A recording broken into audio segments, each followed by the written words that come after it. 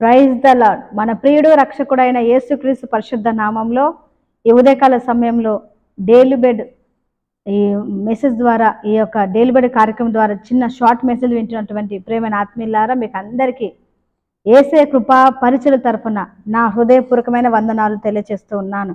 అందరు బాగున్నారు కదండి. ప్రతిరోజు మరి ఉదయ సాయంత్రములు మరి మీ కుటుంబములతో కలిసి ప్రార్థన చేసుకుంటున్నారు కదండి. అది మంచి అలవాటు, అది మంచిది, అది దేవుని బిడ్డలకు విశ్వాసులకు అది మంచి కార్యం. సరేని మంచిది. మరి ఉదయకాల సమయంలో మనము త్వరగా దేవుని వాక్యాన్ని చదువుకుందామండి. దేవుడు ఈరోజు మనకి ఇచ్చినటువంటి వాక్య భాగము యెషయా గ్రంథము 61:7 వచనం అండి.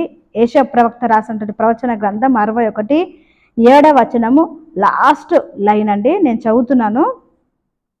నిత్యానందము వారికి కలుగును. చాలండి, ఒకటే లైను. నిత్యానందము వారికి కలుగును. ఇది ప్రవచన గ్రంథం. ఇది మినీ బైబిల్ కూడా అంటారు దీన్ని, ఈ యేసే రాసినటువంటి పుస్తకమును. అయితే ఇది వాగ్దానం అండి. మనం ఇందాక చదువుకున్నాక నిత్యానందం వారికి కలుగునని, ఇది వాగ్దానం. ఈ యొక్క గ్రంథం, ఈ పుస్తకంలోనే యేషయా మరి రాసిన పుస్తకంలోనే 120 వాగ్దానాలు ఉన్నాయండి. పరిశుద్ధ గ్రంథం మొత్తాన్ని కలిసి 1260 వాగ్దానాలు ఉన్నాయి. అయితే ఈరోజు మనం చదువుకోబోయే వాక్యం ఏంటంటే, ఇది వాగ్దానం. నిత్యానందం వారికి కలుగును. ఆనందం, ఆనందం కొరకు చాలా ఉన్నాయండి ఈ లోకంలో. సంతోషంగా ఉండడానికి, ఆనందం ఉండడానికి మరి పార్కులని, అలాగే మంచి పర్యాటక స్థలాలని, మరి మంచి షోలని, అలాంటి చాలా ఉన్నాయి. అయితే అవి ఎంతవరకు ఆనందాన్ని ఇస్తాయి, అవి ఎంతవరకు సంతోషిస్తాను అని అంటే, ఒక రోజు లేదా ఒక నెలనో కొన్ని రోజులు మాత్రమే అవి ఆనందం ఇస్తాయి. కానీ నిత్యానందం ఇచ్చేది ఏంటి? నిత్యానందం ఇచ్చేది ఎవరు అనంటే దేవుడు, దేవుని వాక్యం అండి.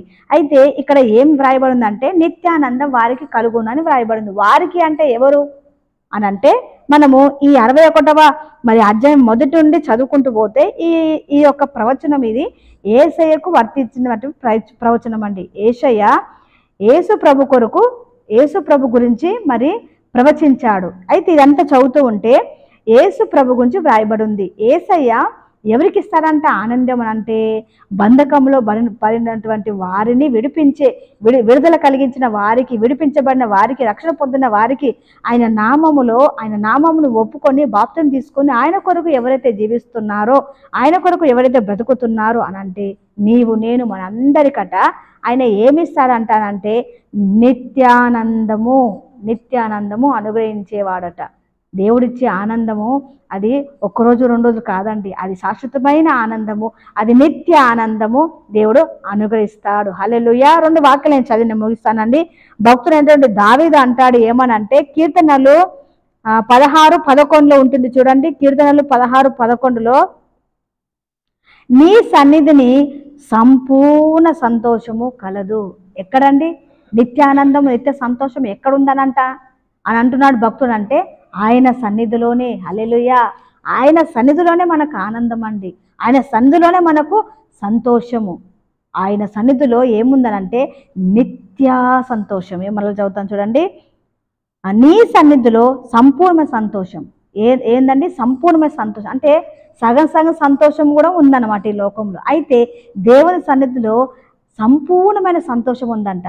మరి సంతోషం లేక, మరి ఆనందం లేక బాధపడుతూ మరి వాక్యం చూస్తున్న ప్రేమని బిడలారు ఎవరైనా ఉన్నట్లయితే ఇదిగో దేవుని సన్నిధికి రండి. ఆయన సన్నిధిలోనే సంపూర్ణమైన ఆనందం, నిత్య ఆనందమైన దయచేయవాడు. ఆమేన్, హల్లెలూయా. అలాగే ఇంకొక వాక్యము రోమా 5:11 ఉంటుంది చూడండి.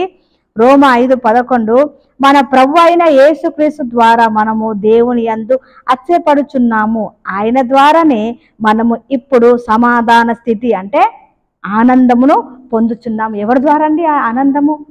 ఎవరి ద్వారా అండి ఈ సంతోషం, ఈ భాగ్యము అనంటే కేవలం మన ప్రభు అయిన యేసుక్రీస్తు ప్రభుల వారి మాత్రం ద్వారానే. హల్లెలూయా. ఆయన ద్వారానే అండి మనకి సంతోషం, ఈ సమాధానమైన, ఈ సంతోషమైన, ఈ ఆనందమైన కేవలము దేవుని ద్వారానే. మరి ఉదయకాల సమయంలో యేసే మాట వింటున్నటువంటి ప్రేమ దేవుని బిడ్డలారా, ఆయన సన్నిధిలోనే మనకు సంపూర్ణమైన ఆనందం, ఆయన మాత్రమే నిత్య ఆనందం అనుగ్రహించే దేవుడు. అటు కృప దేవుడు మనకు అందరికీ అనుగ్రహించునుగాక. చిన్న ప్రార్థన చేస్తానండి. స్తోత్రము ప్రభువా, మహోన్నతుడా, మహాగణుడా, పరిశుద్ధుడా, నీ పరిశుద్ధ పాదములు బట్టి నీకు వందనాలు చెల్లిస్తున్నామయ్యా. ఉదయకాల సమయంలో తండ్రి ఇదిగో ఈ రీతిగా నీ పాదాల సన్నిధికి వస్తూ ఉన్నాం ప్రభువా యేసయ్యా. నిత్యానందం వారికి కలుగునని మీరు సెలవిచ్చారు. ఈ లోకంలో ఇచ్చే ఆనందము అది 1 రోజు 2 రోజులు కొద్ది రోజులే ఉంటుంది. కానీ ప్రభువా ఇదిగో నీవిచ్చే ఆనందం అది నిత్యమైన ఆనందం, సంపూర్ణమైన ఆనందం. అది నీ సన్నిధిలో మాత్రమే దొరుకుతుంది తండ్రి. యేసయ్యా నీకు స్తోత్రాలు. మరి నాయన ఈ ఉదయకాల సమయంలో నీ మాటలు వింటున్నటువంటి ప్రియబిడ్డలందరినీ జ్ఞాపకం చేసుకోండి. అయ్యో మాకు ఆనందం లేదే, మాకు సంతోషం లేదే అని ఎవరైతే అనుకుంటున్నారో ప్రియబిడ్డలను నాయన జ్ఞాపకం చేసుకోండి అయ్యా. అయ్యా మరి వారు మరి నీ సన్నిధిలో మరి కోరుతున్నప్పుడే ప్రార్థిస్తున్నప్పుడే వారికి నిత్యమైన ఆనందం, పరిపూర్ణమైన ఆనందం నాయన కుటుంబాలలో నాయన మరి నాయన నీ ఆనందము వారి కుటుంబాలలో నింపబడును కాక యేసయ్యా.